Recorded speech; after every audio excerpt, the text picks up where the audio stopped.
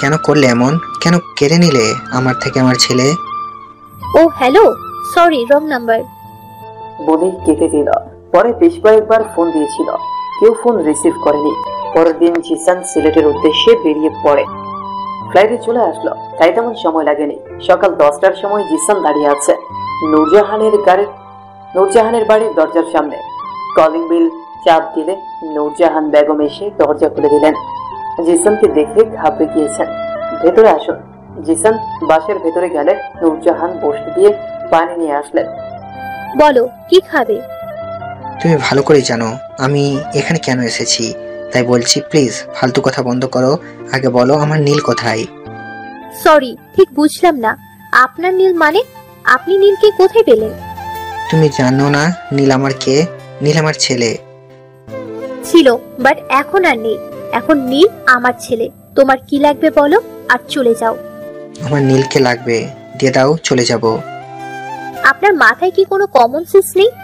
সবই তো জানেন নীলকে খুঁজে পাওয়া যাচ্ছে না। আর যদি নীলকে খুঁজে পাওয়া যায়, তাহলে নীল তোমার সাথে যাবে না। আমার ছেলেকে আমার থেকে কেড়ে নিতে চাইছো? সরি, অলরেডি নিয়ে নিছো, কিন্তু কেন কেন এমনটা করলে বলো? আমি নীলকে করিনি।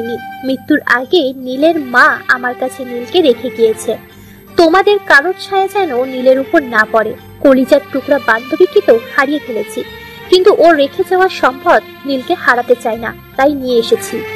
জিসান নরম সুর, একবার আমাকে বলতে পারতে আমার ছেলে মরেনি, বেঁচে আছে, তাহলে হয়তো আমার জীবিত ছেলের মৃত্যুবার্ষিকী পালন করতাম না। আপনার কি মনে হয় আমি আপনাকে বলবো? আর আপনি আপনার পরিবারের কাউকে বলবেন না নীল বেঁচে আছে? ওরা কেউ জানলে আমার নীলকে আমার থেকে কেড়ে নেবে, তাই বলিনি। কতদিন হলো খুঁজে পাওয়া যাচ্ছে না নীলকে? আজ থেকে 2 মাস 17 দিন। বাসা ছেড়ে চলে যাওয়ার কারণ কি ছিল? ও বাসা ছেড়ে যায়নি, তাকে যেতে বাধ্য করা হয়েছে। ঠিক বুঝলাম না, ক্লিয়ার করে বলো। অতঃপর সবকিছু বলে শুরু থেকে শেষ অবধি জিসান চোখের কোণে জমে থাকা পানি চট করে মুছে নিল। তোমার ভাবি কোথায়? কেন? ওদের দিয়ে আপনি কি করবেন? যে মহিলার জন্য সবকিছু হয়েছে তাকে এই মুহূর্তে গুলি করে মারতে ইচ্ছে করছে। আমি ওদের 3 জনকে তাড়িয়ে দিয়েছি। 3 জনকে তাড়িয়ে দিয়েছি মানে? তোমার মেয়ে কোথায়? নীলুকেও ওদের সাথে দিয়েছি। সবকিছু শোনার পর মনে হলো এখানে নীলুর কোনো দোষ নেই। ও বাচ্চা মেয়ে। তোমার ভাবি যেইভাবে নীলাকে বলেছে সে ঠিক সেইভাবেই করেছে। তোমার ভাবি হলেন পরিচালক, শাস্তি দিলে শুধু তাকে দিবেন। নীলুকে বাসা থেকে বের করে দেওয়া ঠিক হয়নি। নীলু এখন কোথায় আছে? শুনেছি ওরা এখন আমার চাচাতো বোনের বাসায় আছে, এখান থেকে 50 কিলো দূরে। আচ্ছা, নীলের কোথাও বন্ধু আছে? হ্যাঁ, আছে 2 জন। ওদের কাছে কোনো খবর পাওয়া যায়নি। নীলের সাথে ওদের কোনো যোগাযোগ নেই। কিভাবে থাকবে, সিম পাল্টে ফেলেছে। আচ্ছা, ওর গার্লফ্রেন্ড মানে ছিল? হ্যাঁ ছিল তো, মাঝে মধ্যে বাসে নিয়ে আসতো। মেয়েটার নাম মনে হয় নিশিতা। এর চেয়ে বেশি কিছু আমি জানি না, তবে নীলুর সাথে সবকিছু শেয়ার করতো। নিশিতার বাসা কোথায় জানো? না, ওসব কিছু জিজ্ঞাসা করা হয়নি। নীলু বলতে পারবে, কিন্তু ও তো এখন বাসায় নেই। আমার সাথে চলো। কোথায় যাব? নীলুর কাছে যাব, ওর থেকে নিশিতার সম্পর্কে সব জানতে হবে। কিন্তু নিশিতার সম্পর্কে জেনে আমরা কি করব? নিশিতা যদি সত্যি নীলকে ভালোবেসে থাকে তাহলে নিশিতার সাথে নীলের কথা হয়। এর মাধ্যমে নীলকে খুব তাড়াতাড়ি খুঁজে বের করতে পারবো। ওদের কাছে আমি যেতে পারবো না, তবে ফোন করে সব জেনে নিতে পারি। নাম্বার নাও আর কথা বলো। 017। একবার 2বার কল রিং হবার পর নীল ফোন রিসিভ করলো। তুমি কি নীলা বলছো? জি, কিন্তু আপনি কি? আমি নীলের বাবা। আচ্ছা, নীলের গার্লফ্রেন্ড নিশিতার ঠিকানা দেবে? দিচ্ছি, মেসেজ করে। আচ্ছা, নীল কি সত্যি নিশিতাকে ভালোবাসতো নাকি ওরা শুধু বন্ধু ছিল? কি বলছেন? 4 বছরের রিলেশন ওদের। ভাইয়া নিশিতা আপুকে পাগলের মতো ভালোবাসে। ঠিক আছে, তুমি তাড়াতাড়ি ঠিকানা দাও। আর হ্যাঁ, কালকের ভেতরে বাসায় চলে আসবে। কিন্তু আঙ্কেল, আম্মু। তোমার আম্মু কিছু বলবে না, আমি আছি। জিসান ফোন রেখে বাইরে চলে আসে। সাথে নূরও এসেছে। বাইরে এসে দেখে জিসান একা আসেনি, আরো 2টা গাড়ি, সব মিলিয়ে 10 জন মানুষ এসেছে। ওনারা এতক্ষণ বাহিরে কেন দাঁড়িয়েছিলেন? জিসান কোনো কথা বললো না। নীলের দেওয়ার ঠিকানায় পৌঁছে সবাই ওদের বাসায় ঢুকে পড়লো। এদিকে কাজের মেয়েটা চেঁচামেচি শুরু করে দিয়েছে। দরজা খোলার পরেই সবাই কিছু না বলেই ঢুকে পড়ে। চেঁচামেচি শুনে নিশিতার বাবা আর ভাই চলে আসে। এই মিস্টার, কারা আপনারা? অভদ্রদের মতো কিছু না বলেই বাসায় ঢুকে পড়লেন। আপনার মেয়ে নিশিতা কোথায়? জিসান নিশিতার বাবাকে উদ্দেশ্য করে বলল, আমার মেয়েকে কেন করছেন? কি করেছে আমার মেয়ে? কিছু করেনি, আমরা আপনার মেয়েকে দেখতে এসেছি, প্লিজ একটু ডেকে নিয়ে আসুন। কিন্তু কেন?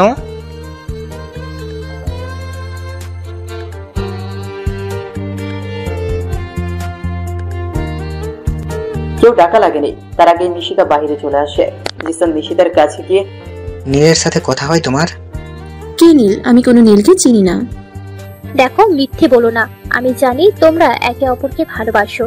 বেশ কয়েকবার আমার বাসায় গিয়েছিলে, কি হলো মনে পড়ছে না? এত তাড়াতাড়ি ভুলে গেলে? নিশিতা, কি বলছেন ওনারা? দেখো মা, তুমি ভয় পেও না, আমরা আর থাকা অবস্থায় তোমার কেউ কিছু করতে পারবে না। তুমি শুধু নীলের নাম্বার আমাকে দাও, আর সত্যি যদি তোমরা একে অপরকে ভালোবাসো তাহলে আমি নিজে তোমাদের বিয়ে দেবো। কালকে কথা হয়েছিল 017। নীল কলেজ শেষে বিকেলে চলে যায় তনু আর তুবাকে নিয়ে আসতে। কিছুক্ষণ পর একসাথে দুইজন আসে। তুবা এখন সামনে এসে নীলের পাশে বসে আছে, আর তনু পেছনে বসে আছে। গাড়ি চলতে লাগলো। নীলের সেই আগের মতো মুড অফ, চুপচাপ গাড়ি চালাচ্ছে। এদিকে পেছনে বসে থাকা তনু কথা বলার চেষ্টা করছে, কিন্তু কেন জানি কথাগুলো গলা উঠে এসে আটকে আছেন। ভাইয়া, সবসময় মুড অফ করে রাখো কেন? আমার কিন্তু এসব একদম ভালো লাগে না। কি বলো? সত্যি কি আমি মুড অফ করে রাখি? হয়েছে, আর হিহি করতে হবে না। সারাক্ষণ মন খারাপ করে বসে থাকো। এখন হাসছে, আর কোনো দিন মন খারাপ করলে চাকরি থাকবে না, বলে দিলাম। তোমার কথা শুনে তনু আর নীল একসাথে হেসে উঠল। হাসতে হবে না, যেটা বলেছি সেটা করে দেখাবো। তুবা, ওকে সরি আপু, আমার ভুল হয়ে গিয়েছে। ওকে নীল, ঠিক আছে। রাত 11টা। নীল আর রিফাত ছাদে বসে আছে। তখনই একটা অচেনা নাম্বার থেকে মেসেজ আসলো।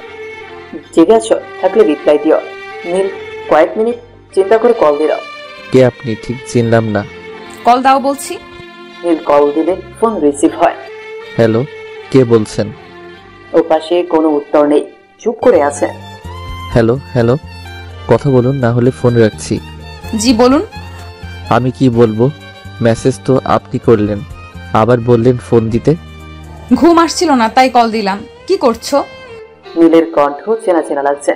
এটা তনু নয় তো? তবুও শিওর হওয়ার জন্য বললো, আপনার পরিচয় দিন, না হলে ফোন রাখুন। আরে আমি তনু। আরে তনু আপু, কিছু বলবেন? কিরে, কার সাথে কথা বলছিস? না মানে ঘুম আসছিল না তাই কল দিলাম। কথা বলা যাবে? জি আপু বলেন, কি বলবেন আমি শুনছি। কার সাথে কথা বলছিস? হুজুরের মেয়ে জান্নাত। এই আপনি কথায় কথায় আমাকে আপু ডাকছেন কেন? আমি কি আপনার থেকে বয়সে বড় নাকি? আমার মনে হয় আপনি বড় হবেন, কারণ আপনি একজন টিচার। টিচার? আমি তো ক্লাস 4 আর 5 এর ছাত্র পড়াই। তাছাড়া আমার পড়াশোনা এখনো শেষ হয়নি। আচ্ছা আপু, তাহলে কি বলে ডাকবো? আবারও আপু বলেন কেন? আচ্ছা, আপনার সাথে কিছু কথা ছিল, কথাগুলো শোনার পর রাগ করবেন না তো? জি বলুন, কি বলবেন? আজকে নয়, কালকে বলবো। 7টার সময় চলে আসবে। পরদিন সকাল সকাল তনুর কথা অনুযায়ী ওদের বাসায় চলে আসলো। তনু আজকে তুবাকে আসতে দেয়নি, বলেছে আজকে নাকি তুবার ক্লাস হবে না। ওর মা জানতে চাইলে বললো আজকে সকালে যেতে হবে, কারণ মিটিং আছে। গাড়ি চলছে। আজকে তনু নীলের পাশে এসে বসেছে। বলবো। তার আগে এটা বলো, কথাগুলো শোনার পর যদি তোমার ভালো না লাগে তাহলে সব কিছু এখানেই ভুলে যাবে, বাইরে কেউ যেন জানতে না পারে। আরে কি এমন কথা বলুন, কেউ জানবে না। তনু কিছুক্ষণ চুপ থেকে, আপনি আমাকে বিয়ে করবেন?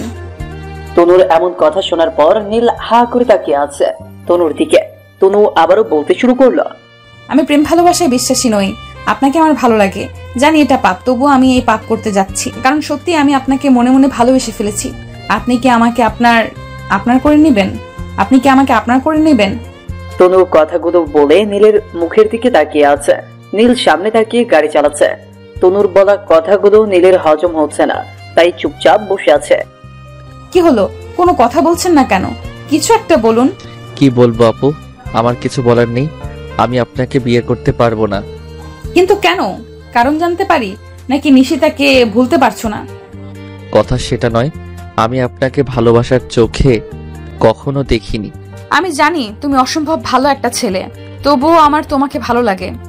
আপনি আবেগের মধ্যে আছেন, বাস্তবতা বড় কঠিন। আমাদের সম্পর্ক হতে পারে না, আর হলেও কেউ মেনে নিবে না। বাস্তবতা কঠিন সেটা আমিও জানি, কিন্তু আমার বাবা মা রাজি আছেন। আমি আপনাকে বলার আগে আমার বাবা মাকে বলেছি, ওনারা সবাই আপনাকে পছন্দ করে।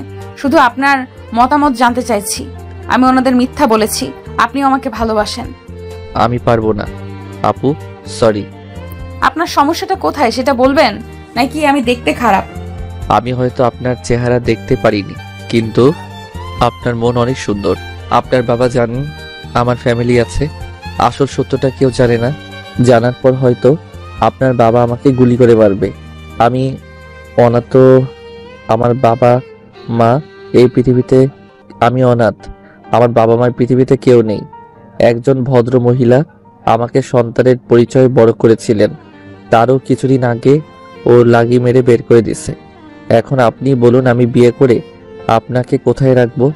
না আছে বাড়ি, না আছে ঠিকানা, না আছে টাকা, এর মধ্যে কোনোটাও আমার নেই। আমাকে এসব বলতে হবে না। আপনার বিষয়ে আপনার থেকে বেশি আমি জানি। আপনার কথা আব্বুর কাছে বলার পর উনি সময় নিয়েছিলেন। ওই সময় রিফাতের কাছ থেকে সব কিছু জেনে নিয়েছেন। কোনটা সত্য কোনটা মিথ্যে সবই বলেছে রিফাত।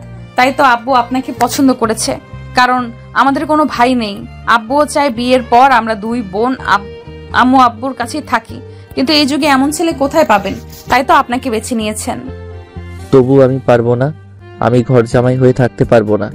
তাছাড়া আমি পড়াশোনা করতে চাই, বিয়ে নয়। আপনার আব্বুকে বলে দিবেন কাল থেকে আমি আর আসবো না। আপনাকে ঘর জামাই হয়ে থাকতে কে বলেছে? আমরা একই এলাকায় থাকবো, আব্বুদের বাসার পাশেই বাসা নিয়ে থাকবো, আর তুমি পড়াশোনা করতে পারবে। বিয়ে করলে বুঝি পড়াশোনা করা যায় না? প্লিজ আপনি বোঝার চেষ্টা করুন, আমি পারবো না। আপনার কাছে যতটা সহজ মনে হচ্ছে, আসলে বিয়ে ততটা সহজ নয়। যখন সংসারে চাপ পড়বে না, তখন মাথা ঠিক থাকবে না। নীলের হাতটা গিয়ারের উপর রাখা ছিল। তনু নীলের বাম হাতের উপরে হাত রেখে আলতো করে ধরে আস্তে আস্তে নীলের হার্টবিট বাড়তে লাগলো। হাত পা বুক সব কেঁপে কেঁপে উঠছে। প্লিজ হাত সরাও। আমার হাত আপনার হাতের উপরে রাখতেই এই অবস্থা। তাহলে আপনি যদি আমার চেহারা দেখেন তাহলে কি হবে আপনার? এই বলে চোখের উপর থেকে কালো কাপড়টা সরিয়ে নিল। বিশ্বাস করেন রাসেল ভাই, আমার দেখে সেরা সুন্দরী ছিল। আমি কখনো পরী দেখিনি। যদি দেখতাম তাহলে বলে দিতাম। তনু মেয়েটা পরীর চেয়েও সুন্দর। চেহারায় হাত রাখলে লাল হয়ে যাবে। চামড়ার ভেতরে থাকা প্রত্যেকটা রগ হেসে উঠছিল। নীলের একদম হুঁশ নেই। তাড়াতাড়ি গাড়ি সাইড করে নেমে গাড়ির পেছনে চলে গেল। নীল পেছনে প্রায় 10 মিনিট দাঁড়িয়েছিল। ভয়ে বুকটা ধুকপুক করছিল। এই মুহূর্তে তার কি করা উচিত সেটা মাথায় ঢুকছে না। কিছুক্ষণ পর আবার গাড়িতে এসে বসলো। কি হলো, আপনি গাড়ি থেকে নেমে চলে গেলেন কেন? আপনি একটু কষ্ট করে পেছনে গিয়ে বসবেন। না, আমি এখানেই ঠিক আছি। নীল ভুল করে তনুর দিকে থাকতে চাইছে না, সামনে তাকিয়ে আছে, কিন্তু আমি ঠিক নেই। প্লিজ বোঝার চেষ্টা করুন। আপনি এখানে বসলে হঠাৎ গাড়ি অ্যাক্সিডেন্ট হয়ে যাবে। তনু এখন ভ্রু কুঁচকে নীলের দিকে তাকালো। আপনি গাড়ি চালান, কিচ্ছু হবে না, বাসায় চলুন। কেন, আপনি মাদ্রাসায় যাবেন না? না, যাব না, আপনি বাসায় চলুন। নীল আর কোনো কথা না বাড়িয়ে ইউটার্ন নিল। প্রায় কাছাকাছি এসে পড়েছিল। এখন আবার বাসায় চলে। তার মানে সত্যি আপনি আমাকে বিয়ে করতে পারবেন না? নীল কিছু বলছে না, চুপ করে আছে। কি হলো, কথা বলছেন না কেন? তার মানে আপনি আমাকে বিয়ে করবেন? কি আজীব মাইরে, জোর করে হ্যাঁ বলিয়ে নিচ্ছে। আমি কি বলেছি হ্যাঁ? তাহলে নাও তো বলেননি, তাই না? উফ, আমি আপনার আব্বুর কাছে বিচার দিব। কোনো সমস্যা নাই, দিতে পারো। প্লিজ আপনি বোঝার চেষ্টা করুন। আমি আপনাকে ভালোবাসি, আপনিও আমাকে ভালোবাসেন। তাই তো আব্বু বিয়ের সব কিছু ঠিকঠাক করে রেখেছেন। আজকে বিকেলে আপনার সাথে দেখা করতে চেয়েছেন আব্বু। আপনি পাগল হয়ে গিয়েছেন? সাথে আপনার আব্বুও। উনি আমাকে একটাবার জিজ্ঞেসটা করেই কিভাবে বিয়ে ঠিক করে রাখতে পারেন। আপনাকে খুব ভালো একটা মেয়ে মনে করতাম, কিন্তু আপনি সবার মতো মুখোশ পরা শয়তান বেরিয়ে আসলেন। তনু নীলের কথায় অনেক বড় সড় আঘাত পেল। নিমিষে চোখের জল বেরিয়ে আসলো। তাই তো কালো কাপড়টা আবার চোখের উপরে লাগিয়ে নিল। কোনো কথা না, চুপ করে বসে আছে। নীল কিছুক্ষণ চুপ থেকে বলতে শুরু করলো, সরি আপু, আমার দ্বারা ওসব বিয়ে টিয়ে হবে না। আর হ্যাঁ, আজকের পর থেকে আমি আপনাদের চাকরিও করব না। আপনি আঙ্কেলকে বলে দিবেন আমার টাকাগুলো হিসেব করে দিয়ে দিতে। তনু মুখ দিয়ে কথা বের হচ্ছে না। কান্না করলে মনে হয় এরকমই হয়। নিজেকে শান্ত করে লম্বা করে নিঃশ্বাস নিল। এখানে চাকরি ছাড়ার কি হলো? আপনাকে চাকরি ছাড়তে হবে না। সরি আপু, আমি আপনার কথা রাখতে পারলাম না। আমাদের এখানে চাকরি করলে কোনদিন বিয়ে হয়ে যায় কে জানে। বিয়ে করতে হবে না, আর চাকরিও ছাড়তে হবে না। আমি সবকিছু ঠিক করে নিব। তবু আপনি আঙ্কেল আন্টিকে জানিয়ে দিয়েছেন আমি ওদের চোখে খারাপ হতে পারবো না। তার চেয়ে ভালো হবে আমি চাকরিটাই ছেড়ে দিব। দেখুন, আপনি বেশি কথা বলছেন। বললাম না আমি সবকিছু ঠিক করে নিব। নীল আর কোনো কথা বলে না। তনু চুপ করে আছে। তনু কান্না করছে, তবে নীল সেটা বুঝতেই পারছে না। দেখলে তো বুঝবে। বারবার একটা কথাই মনে হচ্ছে, নীল তাকে মুখোশধারী শয়তান বলেছে। নীলের বলা প্রত্যেকটা শব্দ যেন ভেতরে হাহাকার শুরু করেছে। চোখের পলক ফেলার আগে পানি গাল দিয়ে পড়ছে। মুখে কালো কাপড় থাকায় সেটা বোঝা যাচ্ছে না। আজকে বাসায় গিয়ে কি বলবে? বিকেলে যখন তার বাবা নীলের সাথে দেখা করতে চাইবে তখন কি হবে? এটা ভেবে টেনশনে শরীর শিউরে উঠছে। তনু যখন থেকে বুঝতে শিখেছে এখন তার বয়স 23, এখন অবধি একটা মিথ্যেও বলেনি। নীলের জন্য ফ্যামিলিতে মিথ্যে বলেছে। তনুর বিশ্বাস ছিল নীলও তাকে মনে মনে পছন্দ করে। মানুষের চলাফেরায় বোঝা যায়। নীলের চলাফেরায়, কথা বলায়, ভাবভঙ্গিতে তনু সেটা বুঝতে পেরেছিল। কিন্তু সে ভুল ছিল। আসলে নীল তাকে কখনো ভালোই বাসেনি। এদিকে 1 মিনিট হয়ে গেল। নীল বাসার সামনে গাড়ি বন্ধ করে বসে আছে। তনুর সেদিকে কোনো খেয়ালে নেই। সে ভাবনার জগতে ডুবে আছে। নীল হালকা কাশি দিয়ে বলল, আমি এসে গেছি, নামতে পারেন। নীলের ডাকে হুঁশ ফেলে তনুর। করুণ চোখে নীলের দিকে তাকায়। আর একটা বার ভেবে দেখা যায় না? না, যায় না। আপনি আমার জায়গায় থাকলে আপনিও না বলতেন। আবার কিছু করার নেই। নীল এটা বলে গাড়ি থেকে নেমে জোরে দরজা লাগিয়ে দিল। তনু কিছুটা ভয় পেয়ে যায়। নীল গাড়িতে শরীর লাগিয়ে বসে আছে। তনু গাড়ি থেকে নেমে এক পা করে বাসার দিকে যাচ্ছে আর পেছনে ফিরে তাকাচ্ছে। কিন্তু নীল ভুল করেও তাকায়নি। সে নিচের দিকে তাকিয়ে আছে।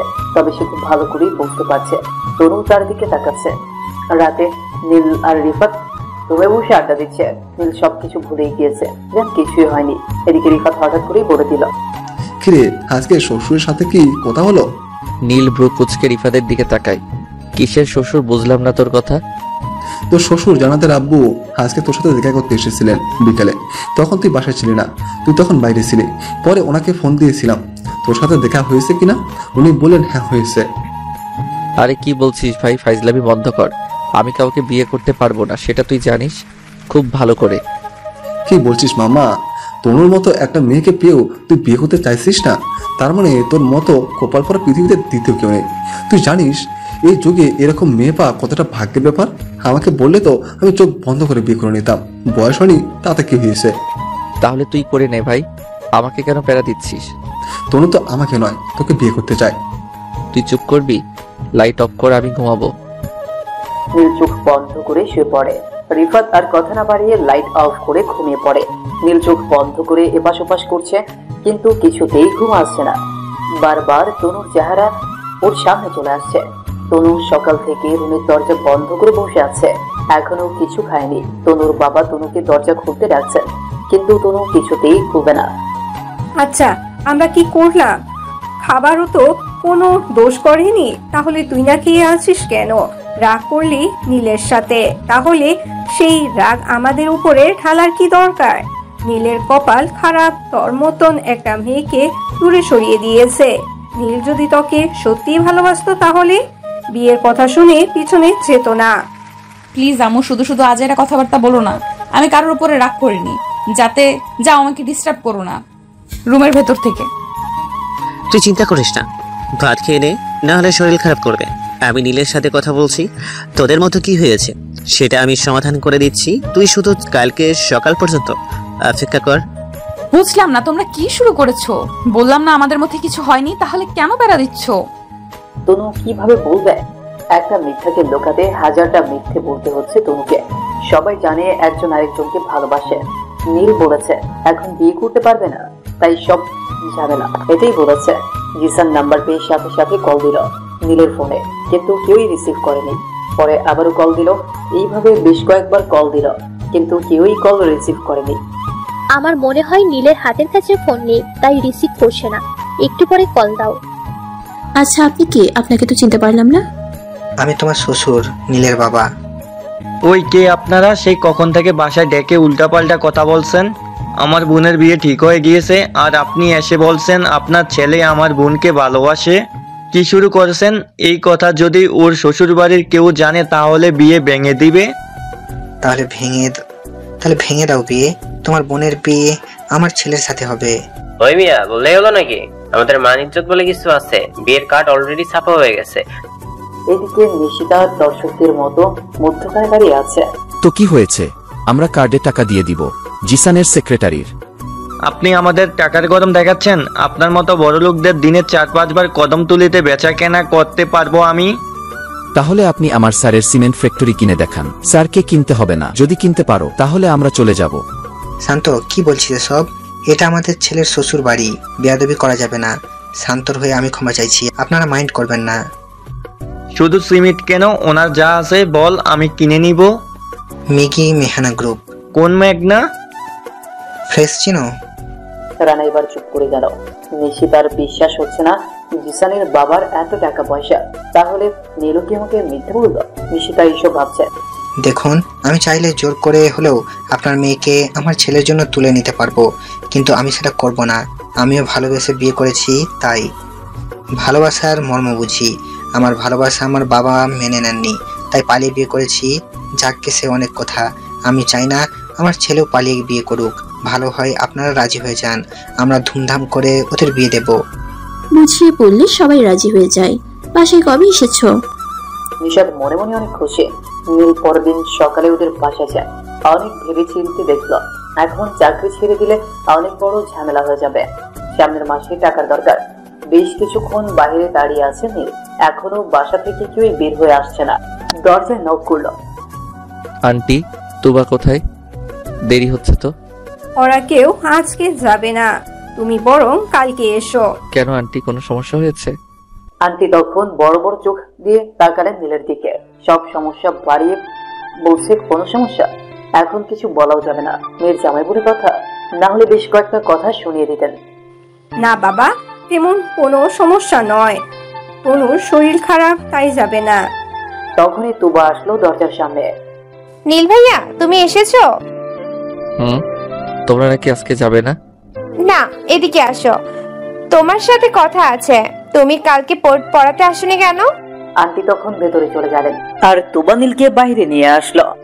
আচ্ছা, কি হয়েছে ভাইয়া? তুমি আপুকে কি বলেছো? কই, আমি কি বলবো?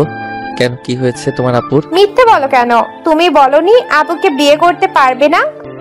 আরে কি বলছিস বোন, তুইও পাগল হয়ে গেলি তনু আপুর মতো? আমি যেটা বললাম তুমি সেটার উত্তর দাও। তোমার জন্য আমার আপু কালকে থেকে না খেয়ে আছে। আমার পক্ষে বিয়ে করা সম্ভব নয় তুবা, তুই ছোট মানুষ, কিছু বুঝবি না। সো তুই চুপ থাক। আর হ্যাঁ, তনু আপুকে বলিস খেয়ে নিতে। আমি ছোট মানুষ? আচ্ছা, আমিও দেখবো তুমি বিয়ে কিভাবে না করো।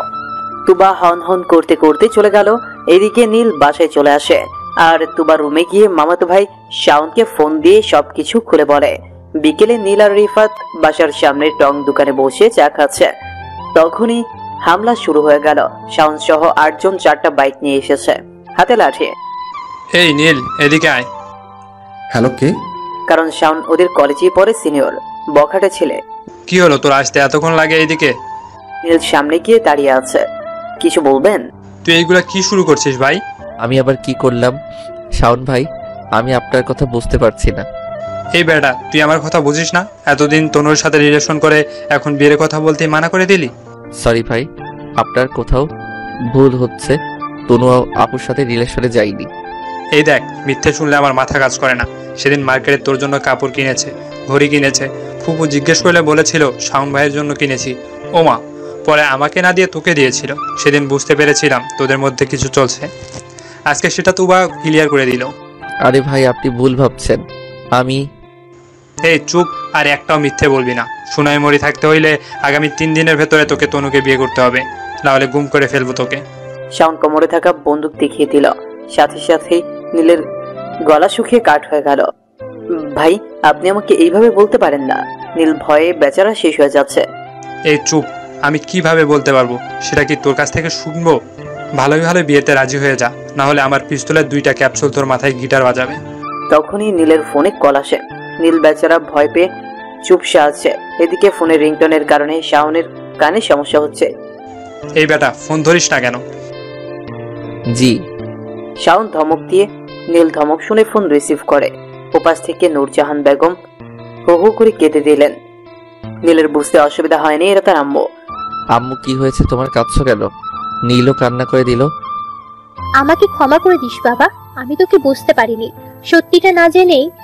আম্মু প্লিজ তুমি কান্না বন্ধ করো, আমার আম্মু কোনো ভুল করতেই পারেন না, প্লিজ কান্না বন্ধ করো। নীল চোখের পানি মুছে। কালকে থেকে তোর ফোন ট্রাই করছি, কেউ কল রিসিভও করছিল না। কোথায় আছিস তুই বল, আমরা এক্ষুনি তোকে নিতে আসছি। তোমাদের আসতে হবে না, আমি আজকেই চলে আসব। কিন্তু তুই এখন আছিস কোথায় সেটা বল। আমি এখন নোয়াখালী। সো আর কিছু বলতে পারলো না, তার আগে শাওন ফোন নিয়ে বন্ধ করে দিল। কিরে, তুই চলে যাবি মানে? কোথায় যাবি? ভাইয়া আপনি আমার ফোন দিন, আমি বাসায় যাব। তাহলে তনুর কি হবে? তোর কি মনে নেই কেউ তোকে ফোন দিয়ে চলে যেতে বলবে আর তুই চলে যাবি? তাহলে সেটা তোর ভুল ধারণা। তোকে হুদায় 3 দিনের ভেতরে সময় দিতে যাচ্ছিলাম। তোর আর তনুর বিয়েতে আজকেই হবে। বিয়ের পর যেখানে খুশি তনুকে নিয়ে যাস, কেমন? প্লিজ ভাই আমাকে এখন যেতে দিন, আপনি যাকে বলবেন আমি তাকে বিয়ে করব। প্লিজ আমাকে এখন যেতে দিন। এই রিফাত আর তোর বোন জামাইকে বাইকে তোল। দুজন মিলে নীলকে মাঝখানে বসিয়ে দিল, সাথে রিফাতকেও অন্য সাইকেলে তুলে নিল। কিছু দূরে গিয়ে শাওন তার ফুপুকে ফোন দিয়ে বলল নীল তনুকে বিয়ে করতে রাজি হয়ে গিয়েছে এবং সে আজকেই বিয়ে করবে, বাসায় কাজে নিয়ে আসার জন্য। ফুপুর বাসার বাইরে এসে নীলকে ওয়ার্নিং দেওয়া হলো। সাইম, তুই আর শুভ রিফাতকে নিয়ে আমাদের বাংলোতে চলে যা। আমি যখন বলবো তখন মেরে ফেলবি, যদি বিয়ে না হয় তবেই। আর আগ অবধি একটা ফুলের টোকাও দিবি না। শাওন তার বন্ধুদের বলে দিল। ওরা রিফাতকে নিয়ে চলে গেল। নীল অসহায়ের মতো তাকিয়ে আছে। ভাই আপনি আমাকে মেরে ফেলুন, কোনো সমস্যা নেই, তবুও রিফাতের কিছু করবেন না প্লিজ। হাত জোর করে। দেখ ভাই, আমি কাউকে কিছু করব না। আমার কথা শুনলে আমার মতো ভালো মানুষ তুই এই পৃথিবীতে দ্বিতীয় পিস পাবি না। আর কথা না শুনলে আমার থেকে খারাপ এক পিসও নেই। এখন দেখ তুই কি করবি। ঠিক আছে ভাই, আমি বিয়ে করব, তার আগে কথা দিন রিফাতের কিছু হবে না। আমার বিপদে ওনারা আমাকে আশ্রয় দিয়েছেন, তাই আমিও চাই না আমার জন্য রিফাতের কিছু হোক। আরে ভাই, আমি এতটাও খারাপ নই। তোর জন্য তনুকে মরতে যাচ্ছিল, তাই আমি এরকম করেছি। রিফাতের কিছু হবে না। এখন তুই লক্ষ্মী ছেলের মতো মুখটা ভালো করে পরিষ্কার কর। শাওন নীলকে নিয়ে বাসার ভেতরে চলে যায়। এদিকে কাজীও চলে এসেছে। কেউ জানতে চায়নি নীল হঠাৎ করে আবার কিভাবে রাজি হলো, তাও নিজের ইচ্ছায়। সবাই মনে করেছে শাওন তাকে বুঝিয়ে বলেছে, তাই হয়তো রাজি হয়ে গিয়েছে। তুবা তনুর রুমে যায়। এই আপু তাড়াতাড়ি রেডি হ, নীল ভাইয়া চলে এসেছে, একটু পরে কাজীও চলে আসবে। আচ্ছা তো নীল ভাইকে একটু আমার রুমে পাঠিয়ে দিবি। কেন, এখন রুমে এসে কি করবে? তাছাড়া আমিও বলেছিলাম আসতে, সে বলল একেবারে বাসর ঘরে আসবো। থাপ্পড় মেরে কান লাল করে ফেলবো, চল যা এখান থেকে। তুবা মুখ ভেঙচি কেটে চলে আসলো। অতঃপর বিয়েটা হয়েই গেল। কবুল বলার আগ অবধি হাজারো চিন্তা মাথায় ঘুরপাক খাচ্ছিল। আল্লাহ, এ কোন পরীক্ষায় আমাকে ফেলে দিলে? এখন যদি আম্মু জানতে পারেন আমি কাউকে না জানিয়ে বিয়ে করে ফেলেছি, তাহলে আবার আরেকটা ভুল বোঝাবুঝি শুরু হবে। যখনই সবকিছু ঠিক হতে যাচ্ছিল, ঠিক তখনই আমার সব এলোমেলো হয়ে যাচ্ছে। তনু তুমি কাজটা ঠিক করনি, পস্তাতে হবে তোমাকে। নীল তনু রুমের ব্যালকনিতে দাঁড়িয়ে আছে। তনু খাটের উপরে বসে আছে ঘুমটা দিয়ে। নীলের সেই দিকে কোনো খেয়াল নেই। রিফাতের জন্য টেনশন হচ্ছে, তার হাতে ফোনও নেই। কিভাবে জানবে রিফাত কেমন আছে? এদিকে আম্মু তো টেনশনে পাগল হয়ে যাবে। শাওন ফোনটাও দিয়ে যায়নি। 7-5 ভাবতে ভাবতে রুমে গিয়ে দেখে তনুর মোবাইল বালিশের পাশে রাখা। চট করে ফোন হাতে নিয়ে কল লিস্টে ঢুকতে যাবে, কিন্তু ঢুকতে পারে না, লক করা ছিল ফোন। এই মুহূর্তে তনুর ফোন দিয়ে কথাটা বলা ছাড়া আর কোনো উপায় নেই। এদিকে তনুর সাথে কথা বলতেও ইচ্ছে করছে না, ফোন হাতে নিয়ে পায়চারি করছে। লকটা খেলে দেওয়া যাবে? তনুর দিকে ফোনটা বাড়িয়ে দিল। তনু চুপচাপ লক খুলে আবার নীলের হাতে ফোনটা দিয়ে দিল। রিফাতকে কল করলো। হ্যালো, কে? আমি নীল বলছি। তুই এখন কোথায়? আমি তো বাসায়, কিন্তু তুই এখন বাসার ঘরে বিলাল না মেরে আমাকে কেন কল দিয়েছিস? তোর ফাইজলামির গোষ্ঠী শুদ্ধ বিনাশ করে দিব। শাওন তোর কোনো ক্ষতি করেনি তো? আরে বেটা, ওই শালা তো তো একটা ফাফর পাস। শালা বাচ্চাদের খেলনা পিস্তল দিয়ে আমাকে ভয় দেখিয়েছে। কি বলছিস? আরে বেটা, আমাকে নিয়ে আটকে রাখা হয়েছিল। 7টার দিকে শাওন এসে আমাকে খুলে দিল, বললো বাসায় চলে যেতে, সাথে হাতের মধ্যে পিস্তল ধরে দিল। আমি হাতে নিয়ে দেখলাম ওটা ভাঙ্গা সুপার গুল দিয়ে জুড়ো লাগানো হয়েছে। তুই তো শালা ভয় শেষ হয়ে যাচ্ছিলি।